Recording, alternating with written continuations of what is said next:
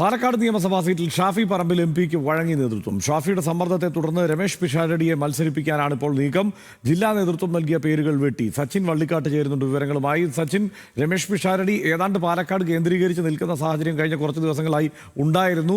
ഏതാണ്ട് അതിലേക്ക് തന്നെയാണ് തീരുമാനങ്ങളും എത്തുന്നത് എന്നാണോ മനസ്സിലാക്കേണ്ടത്? അത് ഷാഫി പറമ്പിലിന്റെ താല്പര്യത്തിന് അടിസ്ഥാനമാക്കിയാണോ ആ നീക്കം?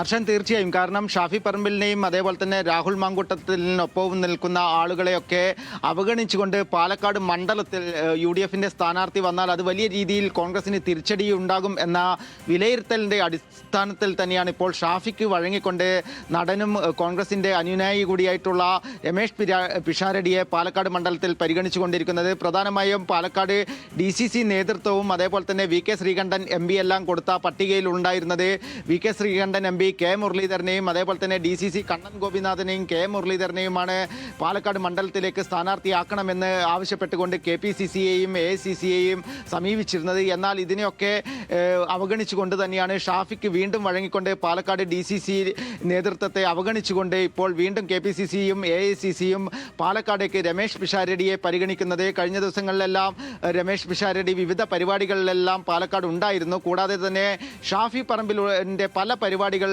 ഷാഫി പറമ്പിൽ MLA ആയിരിക്കുമ്പോൾ തന്നെ രമേശ് പിഷാരടിയെ പാലക്കാട് കൊണ്ടുവരുന്നിരുന്നു. കഴിഞ്ഞ ഉപതെരഞ്ഞെടുപ്പിലടക്കം രാഹുൽ മാങ്കൂട്ടത്തിനെ ഒപ്പം ഉയർന്നു വന്ന ഒരു പേര് കൂടിയായിരുന്നു രമേശ് പിഷാരടിയുടെയും. അവസാനം ഇപ്പോൾ രാഹുൽ മാങ്കൂട്ടത്തിൻ്റെ വിവാദ വിഷയങ്ങളൊക്കെ ഉയർന്നു വന്ന സാഹചര്യത്തിൽ കൂടിയാണ് രമേശ് പിഷാരടിയെ പാലക്കാട് മണ്ഡലത്തിൽ മത്സരിപ്പിച്ചാൽ വിജയിക്കാൻ സാധിക്കുമെന്ന ഒരു നിഗമനത്തിലേക്ക് ഇപ്പോൾ AICCയും KPCC നേതൃത്വവും എത്തിയിരിക്കുന്നത്. അത് പ്രധാനമായും ഷാഫി പറമ്പിലിൻ്റെ സമ്മർദ്ദത്തിനൊടുവിലാണ് രമേശ് പിഷാരടിയെ ഇപ്പോൾ പാലക്കാടേക്കും പരിഗണിച്ചുകൊണ്ടിരിക്കുന്നത്.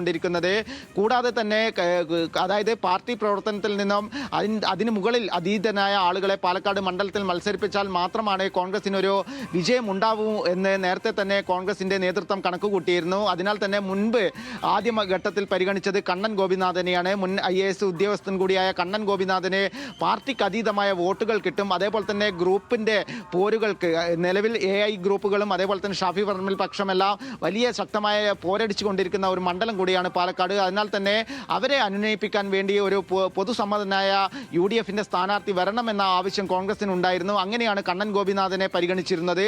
എന്നാൽ കണ്ണൻ ഗോപിനാഥനെ ഷാഫി പറമ്പിലിന് അത്ര താല്പര്യമില്ലായിരുന്നു. ഇതിൻ്റെ ഭാഗമായിട്ടാണ് ഷാഫി പറമ്പിലിനൊപ്പം എല്ലാ കാലത്തും നിലനിന്നിരുന്ന നടൻ കൂടിയായിട്ടുള്ള രമേശ് പിഷാരടിയെ പാലക്കാട് മണ്ഡലത്തിൽ മത്സരിപ്പിക്കാൻ വേണ്ടി ഇപ്പോൾ ഏകദേശം ധാരണയായിട്ടുള്ളതായി അറിയാൻ വേണ്ടി സാധിച്ചത്. നേരെ മറിച്ച് BJP രണ്ടാം സ്ഥാനത്തുള്ള മണ്ഡലത്തിൽ അതിശക്തിയായ ശോഭാ സുരേന്ദ്രനെയാണ് NDA സ്ഥാനാർത്ഥിയായി പാലക്കാട് മണ്ഡലത്തിൽ കൊണ്ടുവരുന്നത്. അതിനാൽ തന്നെ രാഹുൽ മാങ്കൂട്ടത്തിൽ വിഷയം മറികടക്കാൻ വേണ്ടി ശക്തനായ ഒരു സ്ഥാനാർത്ഥി UDFനും വേണമെന്ന ആവശ്യമുയർന്നിരുന്നു. ഇതിൻ്റെ അടിസ്ഥാനത്തിൽ തന്നെയാണ് ഇപ്പോൾ രമേശ് പിഷാരടിയെ പാലക്കാട് മണ്ഡലത്തിലേക്ക് പരിഗണിച്ചുകൊണ്ടിരിക്കുന്നത്. ഹർഷൻ. റൈറ്റ്. ഏറ്റവും പ്രധാനപ്പെട്ട വിവരം, രമേശ് പിഷാരടിയെ പാലക്കാട് മണ്ഡലത്തിലേക്ക് പരിഗണിക്കുന്നു. കോൺഗ്രസിന്റെ സ്ഥാനാർത്ഥിയായി ഷാഫി പറമ്പിലാണ് രമേശ് പിഷാരടിയുടെ പേര് നിർദ്ദേശിച്ചിരിക്കുന്നത്. ആ പേരിന് വഴങ്ങാൻ ഏതാണ്ട് നേതൃത്വം തീരുമാനിച്ച മട്ടാണ് എന്നുള്ള വിവരം കൂടിയാണ് സച്ചിൻ പാലക്കാട് നിന്ന് നൽകുന്നത്.